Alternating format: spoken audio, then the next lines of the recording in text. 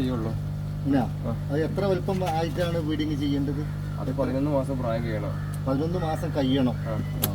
ഒരു കിലോന്റെ ഒക്കെ മേലെ വേണം തൂക്കം. 1 കിലോന് വേണമെന്നില്ല. അത് എന്താ വെച്ച് കഴിഞ്ഞാല് നമ്മൾ വാങ്ങണ പകുതി മുക്കാൽ സീഡ് വളർത്തുമ്പോൾ 8 മാസം കഴിഞ്ഞാൽ തന്നെ ബ്രീഡാവും. കാരണം അത് ഫാമിൽ ഏകദേശം 100 ദിവസത്തിനടുത്തോടെ കിടന്നിട്ടുണ്ടാവും. നമ്മളെടുത്ത് 8 മാസം ആകുമ്പോൾ അത് 12 മാസത്തിനടുത്തായി. വലിപ്പം ചിലപ്പോൾ ചെറുതാവും, ചിലപ്പോൾ 100 ഗ്രാം 200 ഗ്രാം ഉണ്ടാവും. ഇപ്പം ഇതിൽക്കൊക്കെ ഉള്ളത് ഏകദേശം ഒരു 400-500 ഒക്കെ ഉള്ളത്. പക്ഷേ 8 മാസമായതാണ്. പക്ഷെ ഇവിടെ നോക്കിയാൽ മതി. അത് എങ്ങനെയാ കണ്ടെത്താറ്? ഉണ്ടാവും, സോഫ്റ്റ്നെസ് ഉണ്ടാവും. നേരെ മറിച്ച്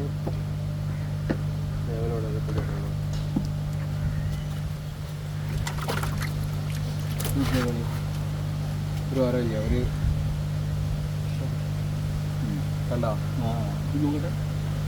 ഇതാണല്ലേ. നമ്മൾ പെട്ടെന്ന് മനസ്സിലാക്കുന്ന ടെക്നിക്കാണ്.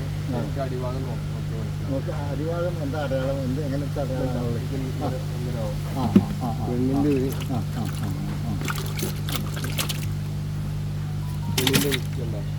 ഒന്നും പാടെ ഇതായിട്ടാവും. വലുപ്പത്തിലാണല്ലേ.